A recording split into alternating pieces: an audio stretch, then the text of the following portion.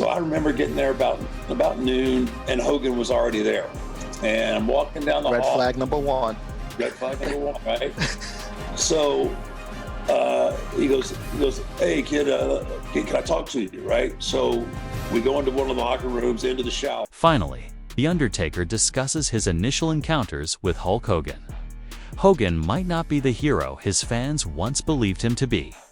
To put it kindly, Undertaker has been using eerie backstage tactics and cunning persuasion to expose Hogan's victims. Let me clarify, a shocking revelation.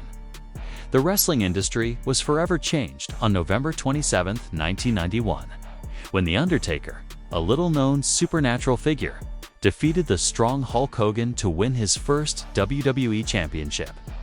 At Survivor Series, what should have been a pivotal moment in the young person's professional life, rather, Mark Calloway became a virtuoso of backroom manipulation and political plotting that would haunt him for decades. To truly understand the magnitude of what transpired, we need to travel back in time to that pivotal moment in wrestling history. The Undertaker was only a year into his WWE career when he faced the largest celebrity in the industry, possibly the biggest star in wrestling history. Hulk Hogan was not only the winner, he was the golden goose, the person who spearheaded WWE's biggest triumph. Than-life character who, after retiring from professional wrestling, rose to international fame. But somehow, this day was different. The Undertaker would later reveal in an open interview that the setup began before the match even begun. The wrestling industry was shocked when The Undertaker disclosed the intentional nature of what many had assumed to be a legitimate injury. The encounter began early that day, as The Undertaker recalls.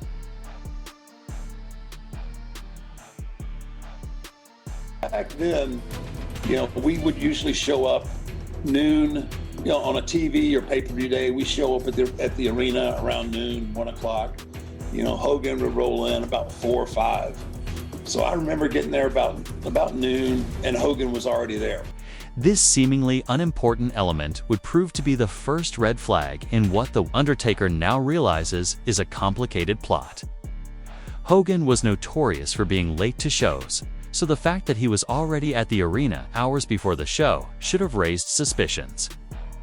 But the young, confident Undertaker had no idea what was going to happen. The setup continued. As Hogan walked toward the young wrestler with what seemed to be genuine Flag number one. Red flag number one, right? So he goes, hey kid, can I talk to you, right? So we go into one of the locker rooms, into the shower, right? That's where all the business was always done. Undertaker recalls that Hogan gave an Oscar-caliber performance. As a result, he tells me, hey, I got this neck injury. In answer, he says, I'm really nervous about taking your finish. The Undertaker's response showed his professionalism and dedication to athlete safety. Believe me, Hulk, I'll protect you. I added, I can promise you that I will hold you so securely that you won't have any possibility of hurting your neck, because I take great pride in not hurting other people. The mental pressure continued throughout the day. As The Undertaker explained, every point during the day, I'd pass him in the hall or whatnot, I'd get the, remember about my neck, right? So that's all I got all day was my neck. The fight finally took place. The Undertaker executed the tombstone piledriver with the utmost precision and care. He fastened Hogan so firmly that there was virtually no possibility of injury. Although Hogan's reaction was quick, it was flawlessly executed. I can tell you that I had the sibling safe when I picked him up. Boom, I gave him the gravestone. I hear someone exclaim, "Oh, you got me, brother." I'm referring to my back and neck when my knees hit. As other wrestlers began to speak up, the truth was revealed. There was no Monday Night Raw, which is why I was away. There were house shows. Finally, I was able to see it. By this time, though, a few of the boys come up to me and shake their heads as though they have never touched the mat.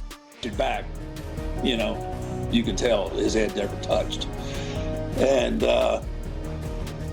so now I'm in this precarious situation. Like, you know, I'm still a greenhorn, right? I mean, and now I've got to confront, you know, the face of wrestling, the biggest draw, you know, ever. The battle finally happened in San Antonio.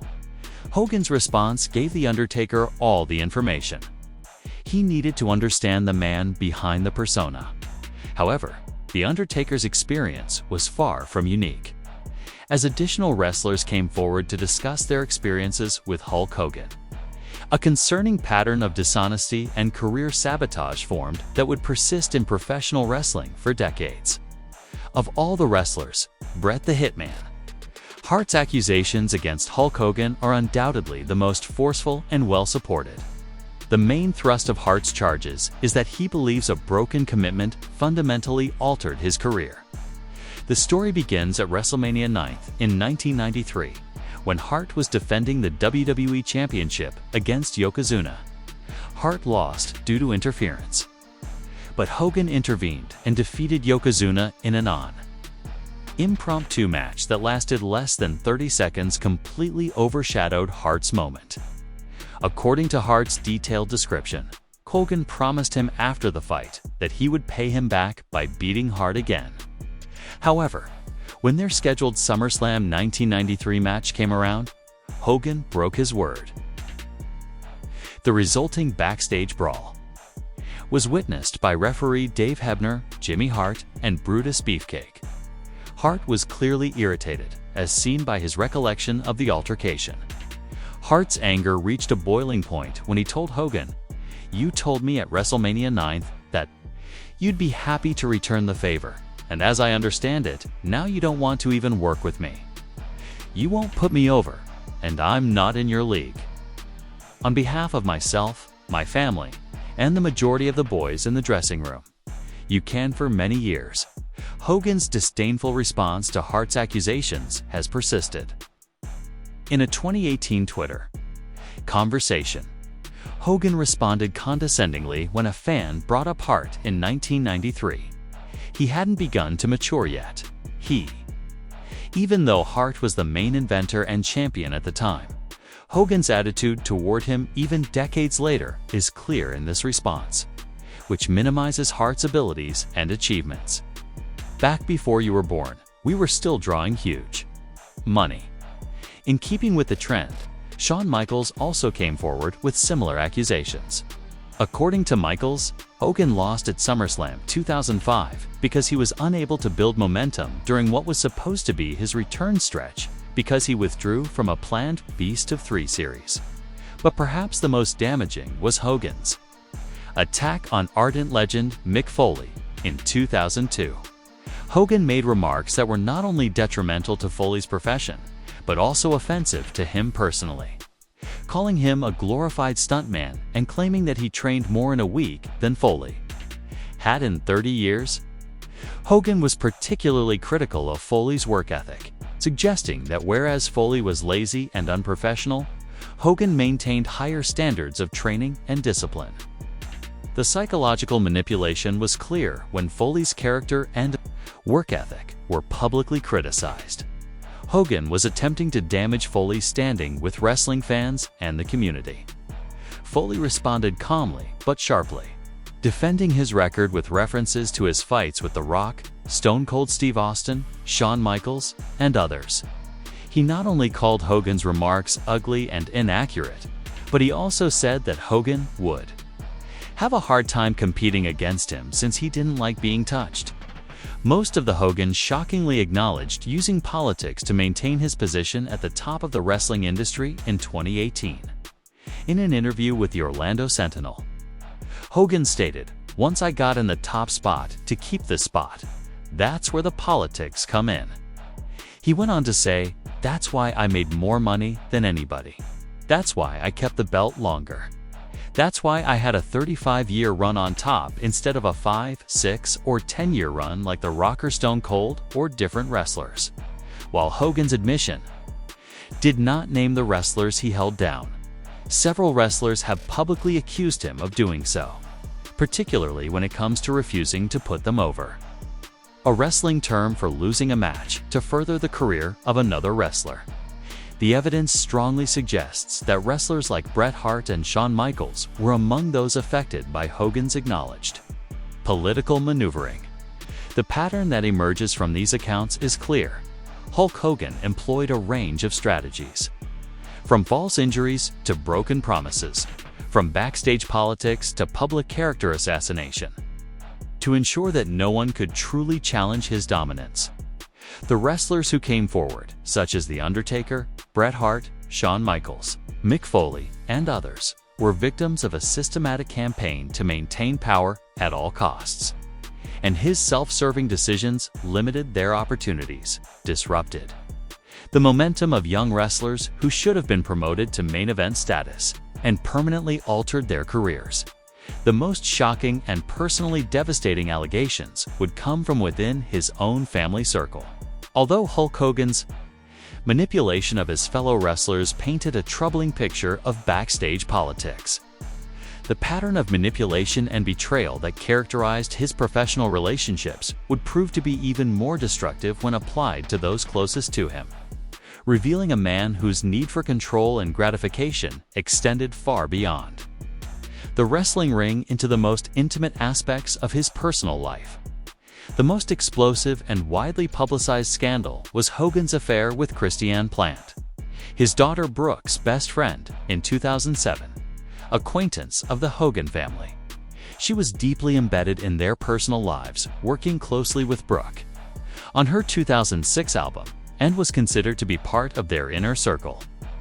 In an interview with the National Enquirer, Plant admitted to the affair in 2008, stating that although her relationship with Hogan began when his marriage to Linda Hogan was already in trouble, the timing and circumstances of this relationship reveal a pattern of predatory behavior that goes far beyond a simple extra-marriage affair. More importantly, she was in a position of trust within the family, having been welcomed into their home and treated as a member of their inner circle. The betrayal was particularly devastating for Brooke Hogan, who was only 19 at the time of the revelation, and her public reaction demonstrated how deeply hurt and angry she was. "Nothing you say, Christiane, will ever bring my family back together." But the affair with Plant was just the beginning of a pattern of control and manipulation that would have disastrous long-term effects. According to thorough reports from 2025, Brooke Hogan has made serious accusations of extreme verbal and mental abuse since childhood, sometimes even physical abuse. Brooke disclosed the extent of the alleged abuse in a statement to the media in 2025. "I've been extremely verbally and mentally abused since childhood. Unfortunately, it would frequently turn physical, and sometimes it's not by the person you would assume." Abuse can take many different forms. Brooke claims that she was manipulated, lied to, and used as a pawn. That she received berating and disgusting text messages, verbal and public remarks with hurtful words, and that she was asked to defend poor behavior publicly, only to find out that she was misinformed and manipulated. The psychological manipulation she described demonstrates a systematic pattern of using family members to protect Hogan's public image, regardless of the personal cost to them. Brooke's current relationship with her parents is a clear example of the long-term effects of this alleged manipulation, as she has stated that she set boundaries that were not respected, and she is currently in therapy to address the impact, emphasizing her desire to protect her own life and children from this pattern of denial, deflection, and counterattack is similar to the tactics Hogan used with his wrestling colleagues who dared to challenge him.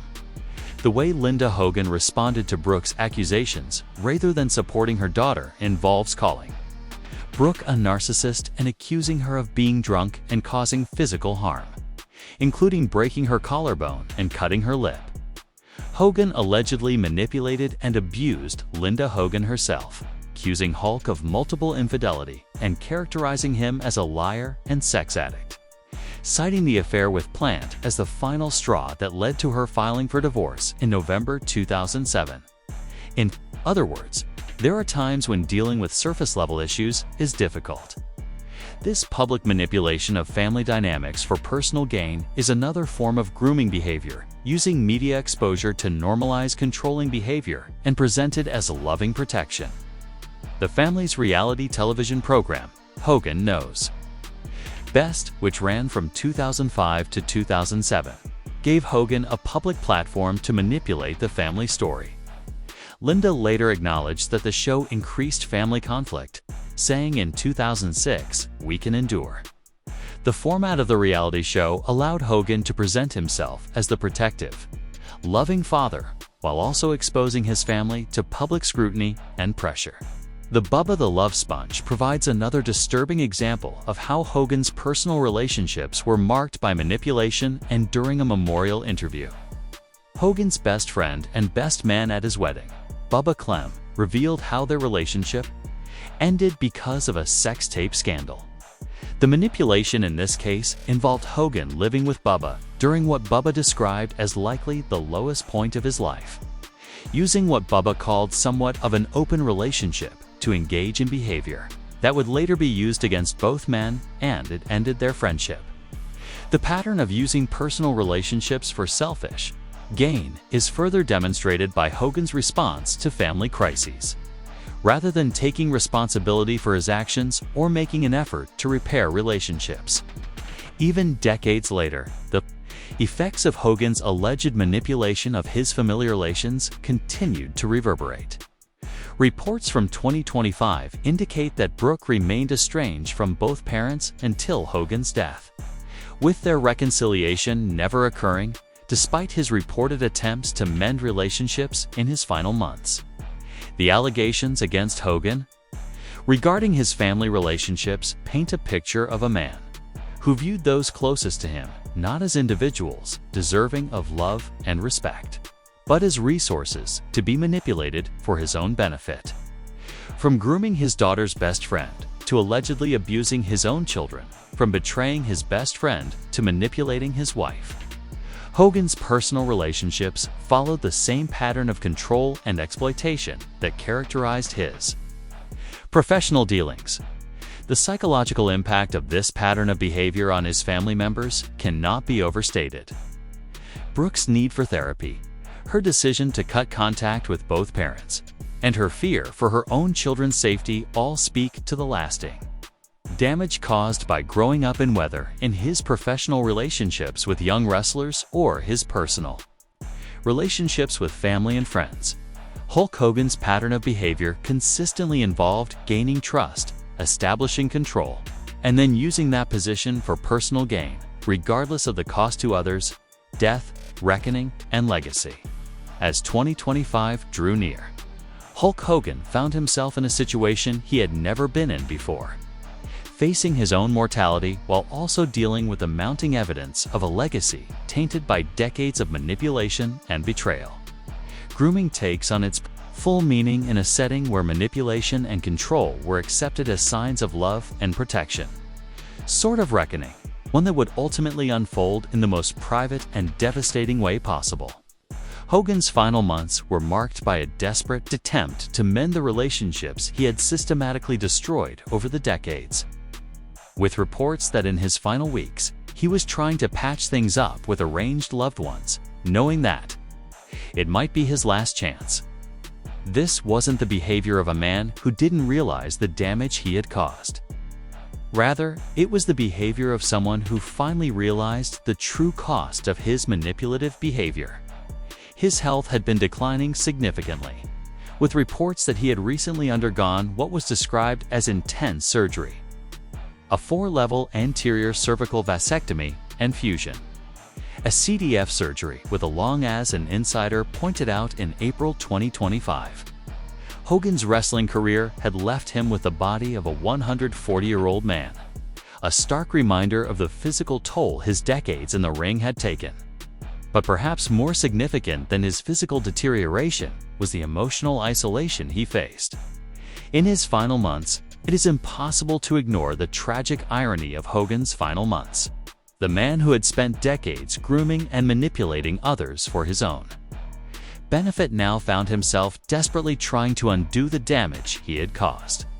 But the very people he had allegedly groomed and manipulated were unwilling to be involved in his healing process.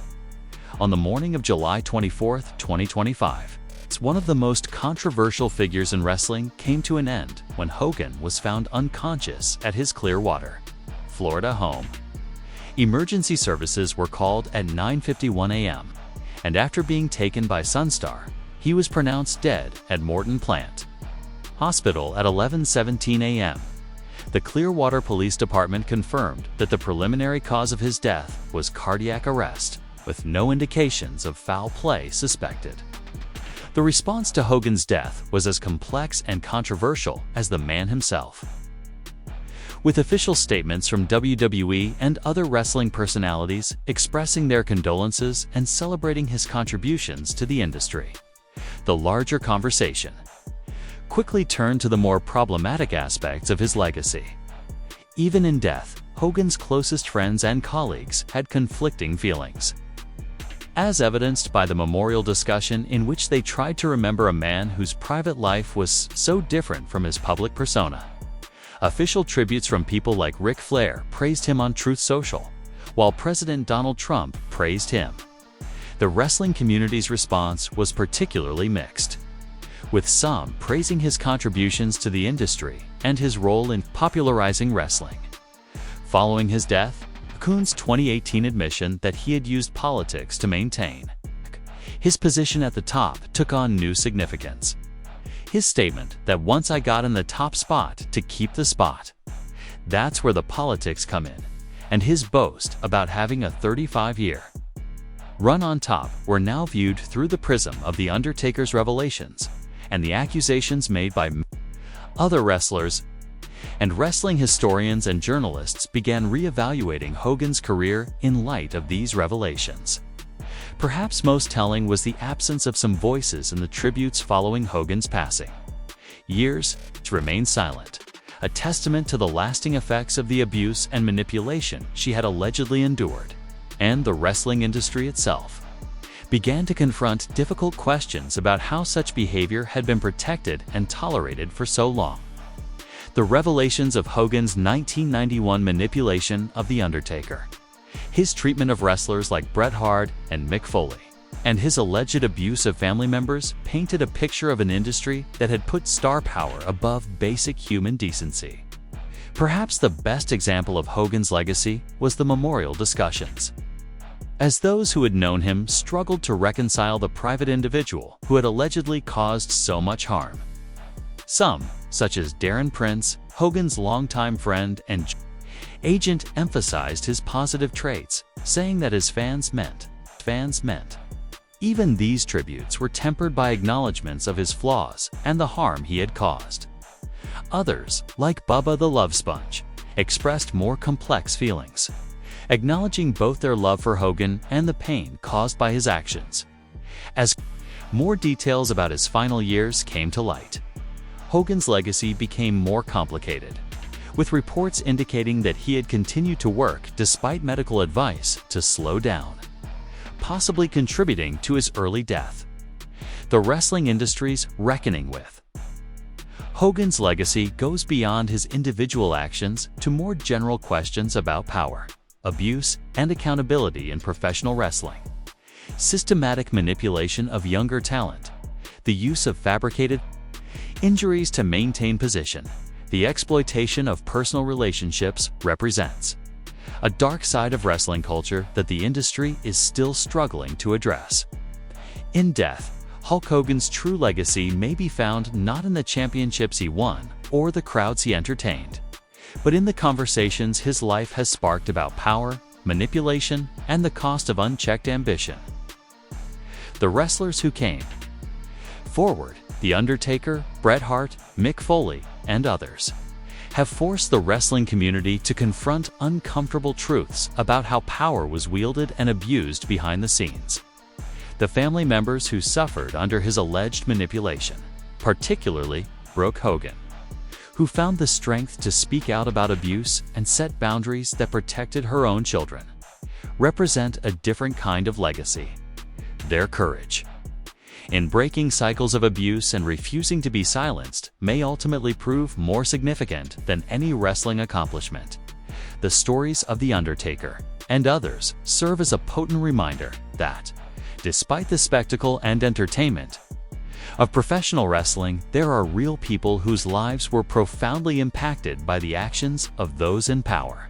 The pattern of grooming, manipulation, and abuse that allegedly characterized Hogan's relationships, both personal and professional, serves as a warning about the dangers of unchecked power and the importance of holding even the biggest stars accountable for their actions. The final chapter of Hulk Hogan's story is still being written not by the man himself, but by those he allegedly harmed who have found their voices and refused to let his version of events be the only one remembered. In their bravery, they have ensured that Hogan's legacy will be measured by the entirety of his life, not just his accomplishments, of his impact on those around him, both positive and negative. If you like this video, click the card that shows up on your screen to view more videos like it.